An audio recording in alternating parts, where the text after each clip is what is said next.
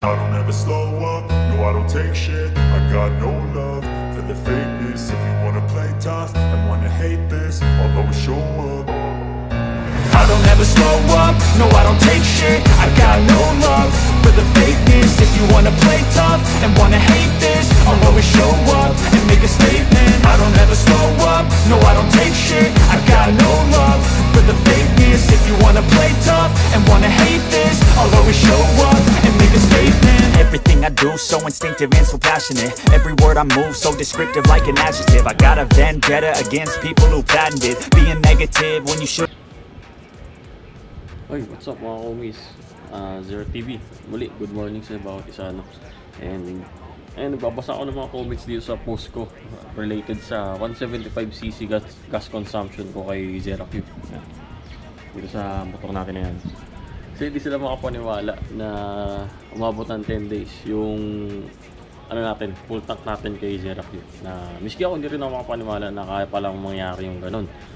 And ngayon nagpakarga ulit ako ng gas kagabi. Hindi full tank yun, hindi ako nagpa full tank ulit. Pero kinumpute ko from start to finish yung aking gas consumption dito kay Zerac na umabot talaga siya ng teka lang, ipapakita ko muna lang sa inyo yung mga screenshots ko kasi ito legit screenshots to at di ako mag-aano sa inyo, magtatago ng ano sa inyo. Hindi ito for the views lang, talagang totoong nangyayari sa akin to. Kasi aanhin ko pa, bakit pa ako magsisinungaling sa inyo para lang sa views, no? Pero syempre gusto ko rin makatulong naman sa inyo na hindi pala talaga totoo na lahat ng kargado is sobrang lakas sa gas. Yun ang naging theory ko dito, yun ang napatunayan dito ni Zerac at ni Mr. Kings US6 Jason. Talaga sobrang salamat sa iyo. Nagulat ako Tignan, ang laking kaibahan talaga. Nakala ko hindi mangyayari pero nangyari.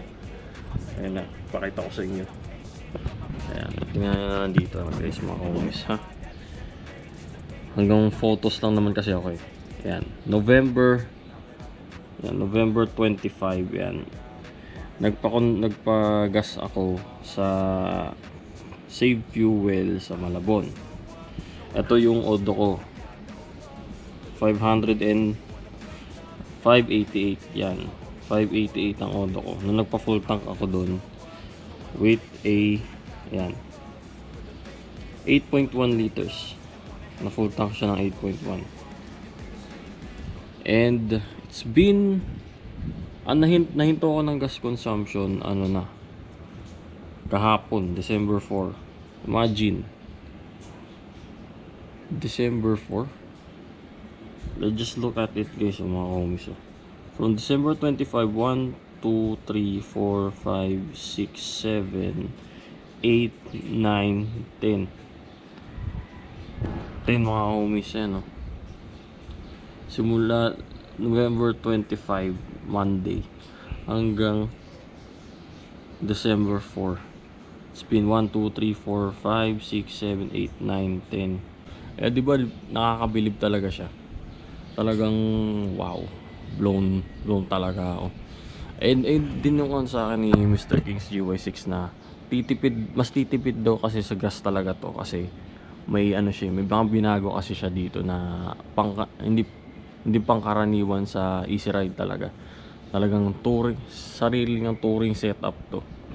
Kaya I'm very glad na nagpa 175cc ako sa kanya na akala ko nung una lalakas sa gas consumption tong motor na to kasi sabi ko gusto ko ng lakas, okay lang masacrifice yung tipid sa gas consumption kasi gano'n na naman talaga, yun ang nakasalayan natin na once nagpakarga ka lalakas sa gas ang motor mo. Pero ito iba yung nito iba yung deal nito talagang tumipid siya sa gas consumption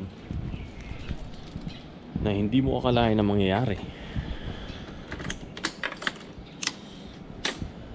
Ayan mga homies, ito na yung odo natin 20,933. Alam nyo naman nung 20,000 to yun na, tsaka ako siya pinakargahan kay Kings GY6. Bali, anong nangyari yung 500 kilometers natin, talagang naging legit 500. Di na ako nalilito sa pagko-compute. Di na ako nalilito sa pagkuha ng ng Odo. Literal na sakto lang. And ayun na, 933. Ayan. Ating Odo ngayon. Which is ito yung mga screenshots natin, ha. And ayan. Gawa tayo ng computation for this vlog, no.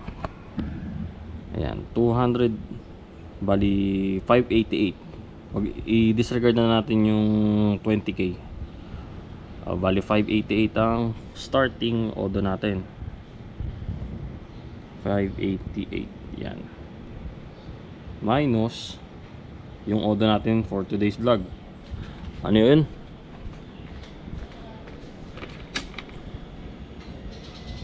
Yan, 933. O sige, 933 mga homeboys.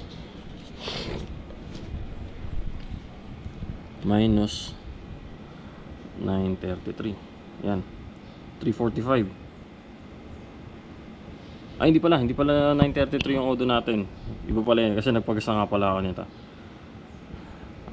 May ano ako dito, may screenshot ako ng aking pinicture ko kasi yung Odo ko na nagpagas ako. Yan. Ayan, ayan ang totoo. 924, hindi 932. Yan. Ayan. Consume. Ayan na natin, ha. Ayan, nasa gas station po ako yan. Kundi yan. Ayun, may pumper. Ayun, may gas boy dun. Ayan, 924. Ayan, 588 minus 924 equals to 336 kilometers lahat ng nabiyahe ko nito sa full tank na to. Then 336 divided by, divide natin to dun sa konsumo ng gas, ay sa gas, sa fuel na inilagay ko. November 25, yan, 8.1, divide natin sa 8.1. Ayan, 336 divided by 8.1 liters of fuel. Ito yung naging konsumo ko, 41 kilometers, 41.48 kilometers per liter. Yan, sino hindi mapapabilib dyan sa gas consumption ng Easy Ride 150 Fi na ito? Akala nyo ba naman, akala nyo naman magsisinungaling ako sa inyo para for the views? Bullshit, man. Yan, fast reacting, talaga namang one click push start araw-araw, walang palya o taragis na yan. Sulit na sulit yung 8,000 pesos na karga dito sa motor na to. Kaya ako sa tingin nyo nagsisinungaling ako. Bahala na kayo. May proof naman no? May proof naman dito kung kailan ako nagpa-full tank at kung kailan ako natapos magpa gas consumption. Bali hindi pala siya 11 days. Ano natin, ang nangyari, 10 days lang talaga siya. Pero ang laking tipid na guys. Hindi ka natalo sa konsumo ng gas na yun. Talagang panalo ka talaga. Ayan. Ay nako, Kings GY6 naman, masyadong ginalingan. Marami na namang bashers ang lalabas. Hindi lang tayo basta sa performance, no? Patipiran din tayo sa gas consumption. Kaya sa mga gusto magpa Easy Ride 175 sa inyo, magpa 175 bore up, available dyan anytime, anywhere, kahit kailan, pa kay Kings GY6. Kaya kung gusto nyo leave ko yung page niya sa link down sa description down below. Kung talagang gusto niyo magpaano para mag-inquire na rin kayo kung mga services na kaya niyang ibigay sa inyo. Kung gusto niyo maging katulad ni Zeratul, yung Easy Ride 150 Fi ninyo, punta na kay Kings GY6, pakarga na kayo ngayon din. Ang ginawa ko lang naman dito ay Zeratul, diba, na document ko naman sa latest vlog natin na tagal na mula akong di-release, is pinalalamog ko lang siya. Pero yun lang naman yun, pinalalamog ko siya. Si Pops Kings GY6 na bahala kumira dyan. Kaya yun lang naman.